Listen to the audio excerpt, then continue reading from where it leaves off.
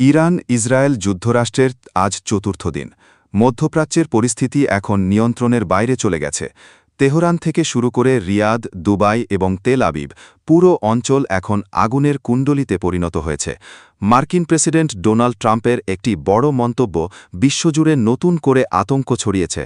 আজকের ভিডিওতে আমরা জানাব গত ২৪ ঘণ্টায় ইরানের মাটিতে কি ধ্বংসযজ্ঞ চলল এবং ইরান কিভাবে তার পাল্টা জবাব দিচ্ছে।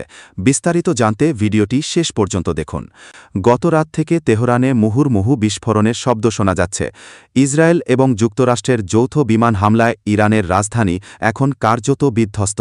বিশেষ করে ইরানের সুপ্রিম লিডার আয়াতুল্লাহ আলী খামেনির কম্পাউন্ডে হামলার পর আজ খবর পাওয়া যাচ্ছে যে ইরানের সর্বোচ্চ নেতা নির্বাচনের পর্ষদ বা অ্যাসেম্বলি অফ এক্সপার্টসের ভবনেও বড় ধরনের হামলা হয়েছে।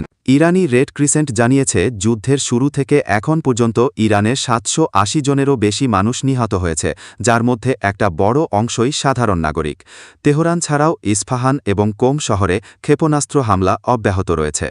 এদিকে ওয়াশিংটন থেকে মার্কিন প্রেসিডেন্ট ডোনাল্ড ট্রাম্প এক বিবৃতিতে জানিয়েছেন এই যুদ্ধ কয়েক সপ্তাহ পর্যন্ত স্থায়ী হতে পারে।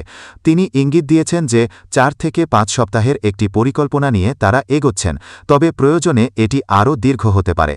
এমনকি ট্রাম্প প্রয়োজনে বুটস অন দ্য গ্রাউন্ড বা স্থল সেনা পাঠানোর সম্ভাবনাও উড়িয়ে দেননি। মার্কিন সেন্ট্রাল কমান্ড বা সেন্টকম CENTCOM দাবি করেছে নৌবাহিনীর ১১টি যুদ্ধজাহাজ ডুবিয়ে দিয়েছে এবং ইরানের আকাশ প্রতিরক্ষা ব্যবস্থাকে প্রায় অকেজো করে দিয়েছে। ইরানও কিন্তু হাত গুটিয়ে বসে নেই। গত ২৪ ঘণ্টায় ইরান সৌদি আরবের রিয়াদে অবস্থিত মার্কিন দূতাবাসে ড্রোন হামলা চালিয়েছে। এছাড়া সংযুক্ত আরব আমিরাতের আবুধাবি এবং দুবাইয়ের আবাসিক এলাকায় ইরানের ক্ষেপণাস্ত্র আঘাত হেনেছে বলে খবর পাওয়া গেছে।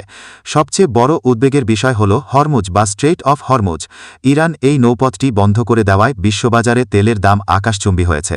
মধ্যপ্রাচ্যের অন্তত ১০টি দেশে এই যুদ্ধের প্রভাব সরাসরি ছড়িয়ে পড়েছে। ভারত ও চীনসহ বিশ্বের বড় দেশগুলো অবিলম্বে যুদ্ধবিরতির আহ্বান জানাচ্ছে।